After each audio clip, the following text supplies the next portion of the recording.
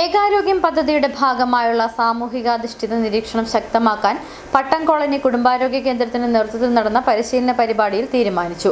വിവിധ വകുപ്പുകൾക്കായി നടത്തിയ ഏകാരോഗ്യ പരിശീലനം പഞ്ചായത്ത് പ്രസിഡന്റ് ഷിഹാബ് ഈട്ടിക്കൽ ഉദ്ഘാടനം ചെയ്തു.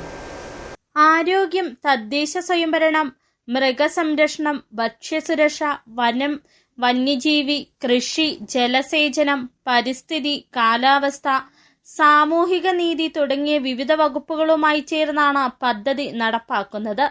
വാർഡ് തലത്തിൽ സന്നദ്ധ പ്രവർത്തകരുടെ വാട്സ്ആപ്പ് കൂട്ടായ്മയിലൂടെ വിവിധ വകുപ്പുകൾ ഇടപെടേണ്ട പ്രശ്നങ്ങൾ ചൂണ്ടിക്കാട്ടുകയും അടിയന്തര പ്രശ്നപരിഹാരം സാധ്യമാക്കുകയുമാണ് പരിപാടിയുടെ ലക്ഷ്യം. രീതിയിലുള്ള ഒരു ക്ലാസ് നയിക്കുകയും ചെയ്തു. അതിനുവേണ്ടി മുൻകൈയെടുത്ത് ഈ ക്ലാസ് നയിക്കുന്നതിന് വേണ്ടി മുൻകൈയെടുത്ത നമ്മുടെ പ്രിയപ്പെട്ട മുൻ ആരോഗ്യ വകുപ്പിന്റെ നമ്മുടെ ഇൻസ്പെക്ടറായ ശ്രീ സന്തോഷ് സാറിനെ ഞങ്ങളുടെ എല്ലാ പേരോടും നന്ദി അറിയിക്കുന്നു. ഏകാരോഗ്യം എന്നുള്ളൊരു നവകേരള പദ്ധതിയുടെ ഭാഗമായിട്ട് കേരളത്തിലെ 5 ജില്ലകളിൽ നടത്തുന്ന ഒരു പദ്ധതിയാണ്. അപ്പം കോട്ടയം, ആലപ്പുഴ, പത്തനംതിട്ട, ഇടുക്കി ജില്ലകളിലായിട്ട് 4 ജില്ലകളിൽ നടത്തുന്ന ഒരു പദ്ധതിയാണ്. ഒരു പൈലറ്റ് പ്രൊജക്റ്റായിട്ട് നടത്തുന്നതാണ് വൺ ഹെൽത്ത് എന്നുള്ളത്.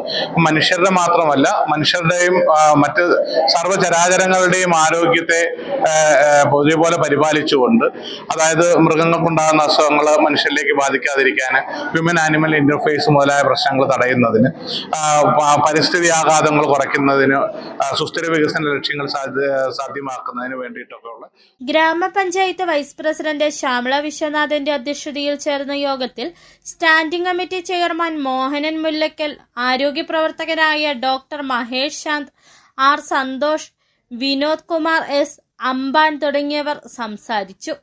City Vision, Nedumkandam.